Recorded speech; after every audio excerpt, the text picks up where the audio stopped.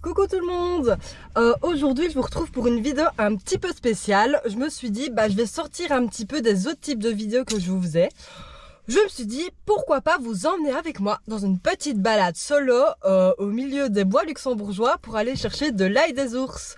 Comme ça je vous expliquerai un petit peu l'ail des ours et aussi qu'est-ce qu'on peut faire avec, quel plat on peut faire avec, etc. Donc je me suis dit allez c'est parti, on y va. On est go, on va faire une petite expédition tous ensemble.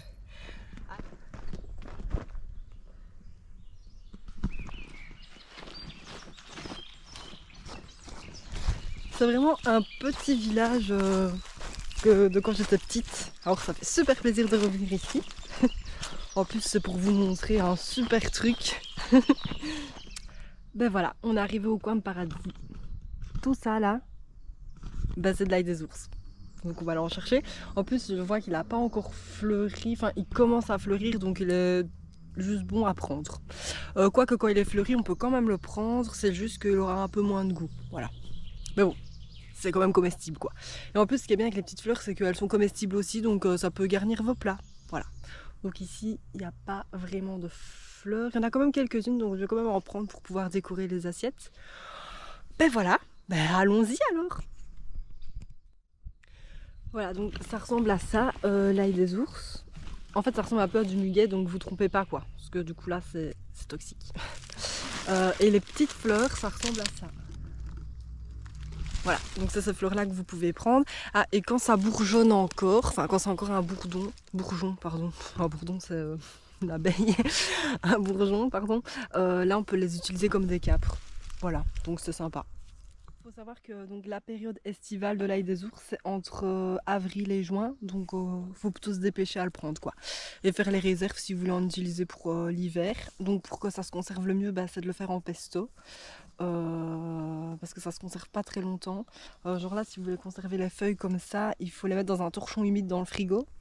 Mais ça se conserve pas des mois quoi. Ça se conserve quelques jours quoi.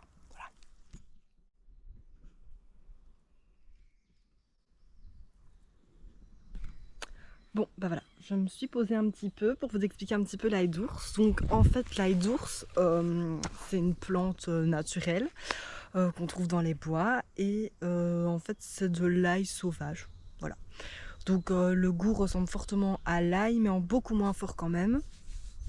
Voilà, mais bon, je vous conseille pas, si vous faites un premier rendez-vous galant, de faire un repas avec de l'ail des ours, si vous voyez ce que je veux dire. Bon, blague à part. Voilà, donc en gros c'est de l'ail sauvage, on peut faire plein de choses avec, donc soit on le fait en pesto, donc on fait griller des petits pignons de pain, on broie l'ail des ours qu'on a lavé au préalable avec du vinaigre, parce que si il y a des petits chats ou des petits renards qui ont fait pipi, voilà, c'est pas très propre. Voilà, donc vous broyez l'ail des ours avec de l'huile d'olive, vous pouvez mettre un peu de parmesan, c'est vous qui voyez, et puis voilà, vous pouvez le conserver dans le frigo.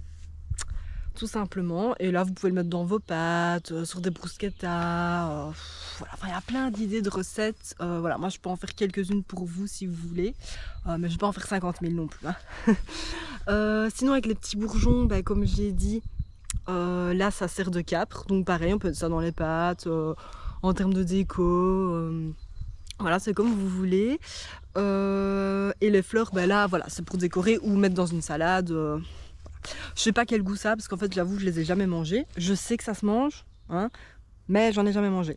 Les bourgeons, pas bourdons, c'est mieux. Ça se mange aussi. Enfin oui c'est ce que je viens de dire en fait. Voilà, je suis perdue dans mon fil. C'est pas grave. Je disais quoi du coup Oui, donc les bourgeons, j'en ai jamais mangé. Mais voilà, je sais que ça se mange comme des câpres et ça du coup je vais tester avec vous. Pour vous montrer comment faire, et tout ça je mettrai sur ma page du coup Facebook et Instagram, hein, parce que je vais pas filmer à chaque fois toutes les étapes, mais voilà, je mettrai les petites recettes pour ceux que ça intéresse. Voilà. Alors effectivement, si vous mangez de l'ail des ours, vous n'allez pas devenir un ours, hein, qu'on se le dise. C'est juste que voilà, en fait à l'ancienne époque, d'après les sources que j'ai lues, hein, parce que voilà, en fait il y a plusieurs croyances par rapport à l'ail des ours, et ici ils disent que vu que c'est une plante médicinale, en fait ils avaient mis le nom d'un gros animal, voilà, symbole de force, voilà. Donc Peut-être que si vous en mangez, vous serez beaucoup plus fort. Je n'en sais rien. Je n'en mange pas souvent. Je suis pas plus fort.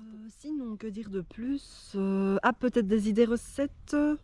Je vous l'ai dit, hein, des pâtes, des bruschettas.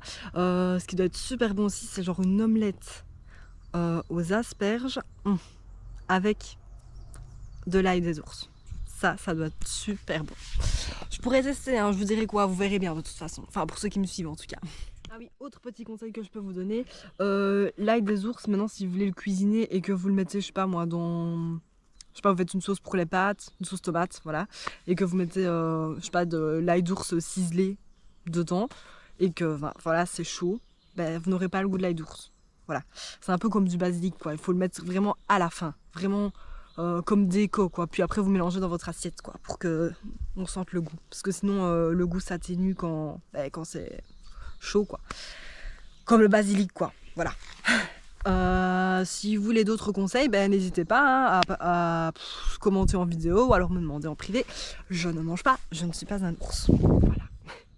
Donc pour synthétiser un petit peu tout, l'ail des ours c'est de l'ail sauvage, ça se mange. On peut manger soit les fleurs, soit les bourgeons. Franchement, j'ai du mal, hein. Bourgeons, bourdons, bref, vous avez compris quoi. Et vous pouvez le manger en pesto ou ciselé, bêtement ciselé, un petit peu comme du basilic, voilà. Et ça se conserve au frigo, soit dans un torchon humide au frigo, ou alors en pesto. Voilà, ça se conserve, je sais pas combien de temps, mais je dirais pas non plus 6 mois, quoi. Moi, je dirais 2 semaines. Surtout si vous mettez du parmesan, alors là ça se conserve encore moins. Donc si vous voulez juste bien le conserver, donc mettez juste avec de l'huile d'olive, quoi. Et quand vous mettez dans des petits pots, n'oubliez pas de bien mettre de l'huile d'olive vraiment à ras-bord du pot, quoi. Voilà, pour bien que ça baigne dans l'huile, quoi. Pour être sûr que ça se conserve au mieux. Et pour les capres, je sais que c'est avec du vinaigre, mais ça je vais tenter, et de toute façon vous verrez sur ma page comme je vous l'ai dit. Voilà, donc maintenant si vous voulez savoir où est ce petit coin de paradis, je ne vous le dirai pas. Non, je déconne. Vous pouvez venir me demander en privé, il n'y a pas de souci, je peux vous guider. Ou alors près de chez vous, ça tombe, il y a un bois où il y a plein d'ail d'ours. Mais ici on a vraiment énormément, quoi. Voilà, c'est quand même dingue, hein, tout ce que la nature a à nous offrir. En plus c'est gratuit, voilà. Raison de plus. Bon, du coup, on se revoit soit dans une prochaine vidéo, pourquoi pas, pour une recette, pour vous partager une recette avec de l'ail d'ours, ou alors, si vous me suivez sur les réseaux, voilà, vous verrez peut-être une recette ou deux qui apparaîtra dans les jours ou semaines à venir.